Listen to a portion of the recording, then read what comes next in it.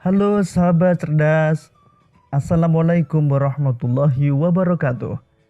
Pada kesempatan kali ini, kita akan belajar pada tema 8, lingkungan sahabat kita, subtema 1, manusia dan lingkungan, dan kita sampai pada pembelajaran kedua.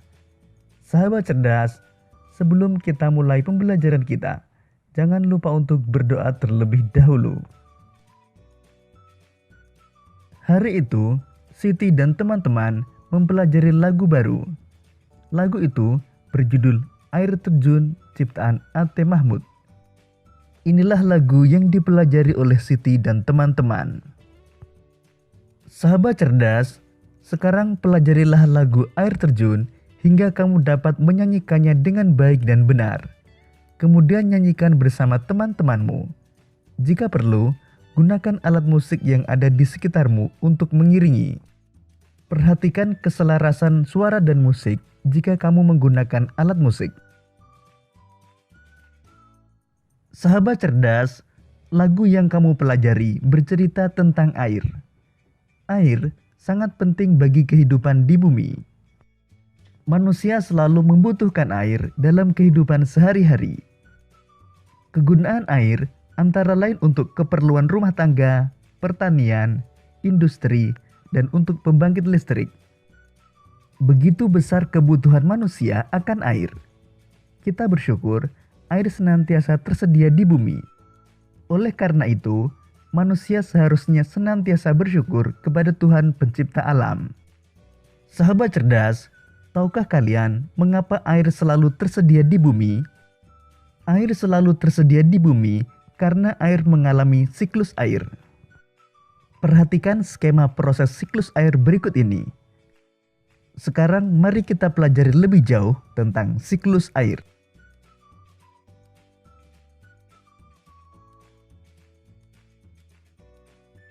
Siklus air merupakan sirkulasi atau perputaran air secara terus-menerus dari bumi ke atmosfer lalu kembali ke bumi.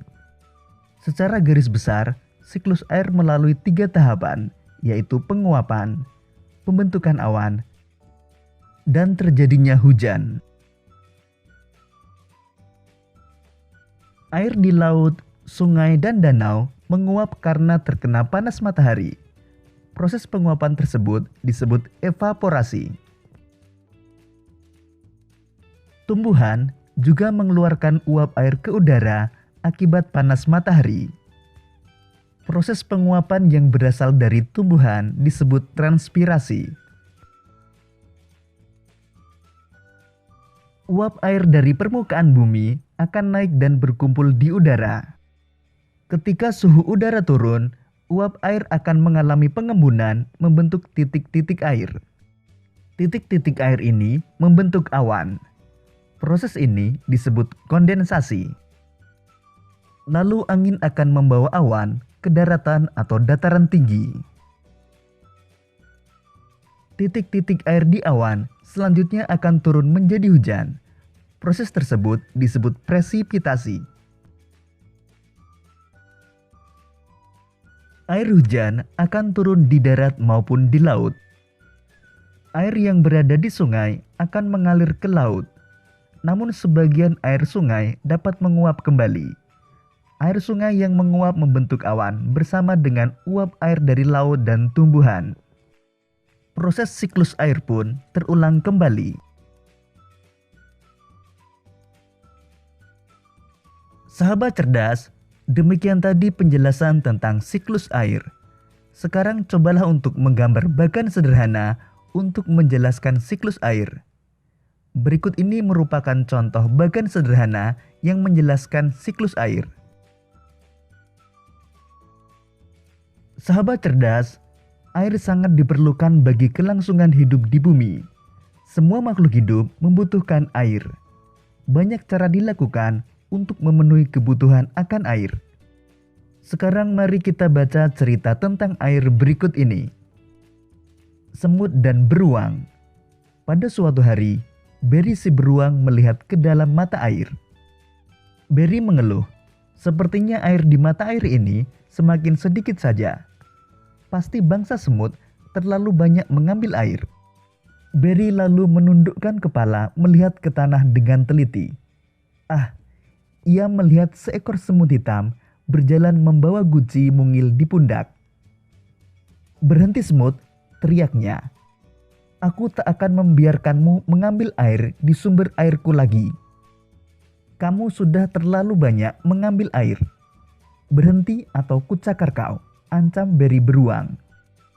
Semut hitam kecil itu tidak memperhatikan teriakan Berry. Ia merangkak ke bawah beberapa helai daun kering. Ia terus berjalan menuju sumber mata air. Berry mencakar dan mengendus daun-daun sambil berteriak, "Tak ada gunanya sembunyi, aku bisa menemukanmu." Semut hitam berteriak dari arah belakang Berry, "Kenapa kamu pelit sekali? Bayi-bayi semut di lembah semut sangat kehausan. Air di mata air ini kan masih banyak sekali, bahkan masih cukup untuk 1000 rusa.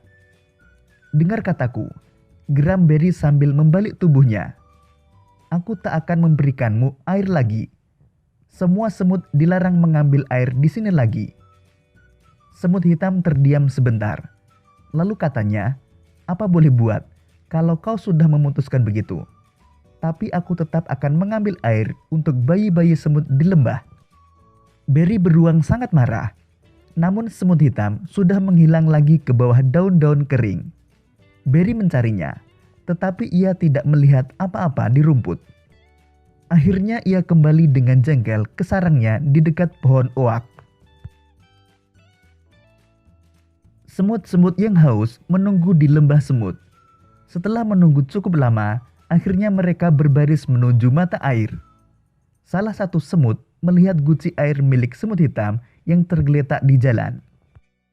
Pasti semut hitam mendapat masalah. Lihatlah, ini gucinya. Tapi dia tidak tampak. Mereka memungut guci itu dan terus berjalan. Saat itu, seekor kelinci mengintip dari balik semak. Kelinci itu mengangkat telinganya dan berbisik, "Jangan pergi ke mata air itu. Pulanglah, kalian dalam bahaya." Berry sedang marah. Ia bilang air di mata airnya berkurang.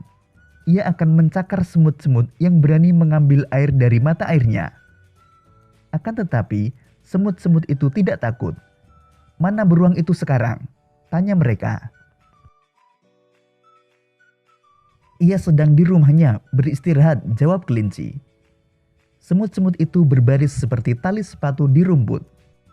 Mereka melihat seekor tupai duduk di pohon dan bertanya, "Apa kami sedang berjalan tepat ke arah sarang beruang?"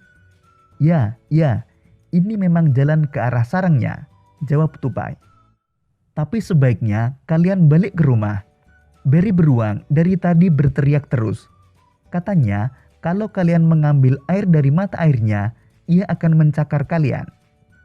Akan tetapi, semut-semut itu tak mau kembali. Mereka terus berbaris seperti tali sepatu di tanah. Hari hampir malam ketika mereka tiba di depan pohon oak tua. Mereka melihat sekeliling dan menemukan sebuah retakan di tanah. Mereka masuk ke dalamnya dan mulai menggali sebuah lubang. "Apa yang kalian lakukan? Kenapa kalian menggali?" tanya tikus tanah yang merasa terganggu dari tidurnya. "Kami ingin menangkap Berry beruang. Kami sedang membuat jebakan untuknya," kata para semut. "Bahaya sekali," seru tikus tanah. "Dia pasti sudah menangkap semut hitam saudara kami. Ia juga berniat mencakar kami hanya karena kami mengambil air dari mata air," kata semut-semut. "Aku akan menolong kalian menggali di bawah sarangnya. Aku pernah hampir tertangkap dia dahulu."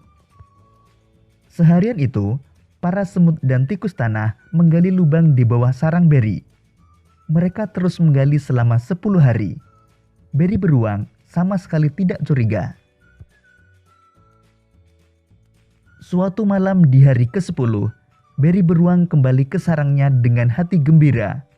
Ia berhenti di depan rumahnya di pohon oak dan berkata pada dirinya, "Aku sudah makan dan minum sampai kenyang.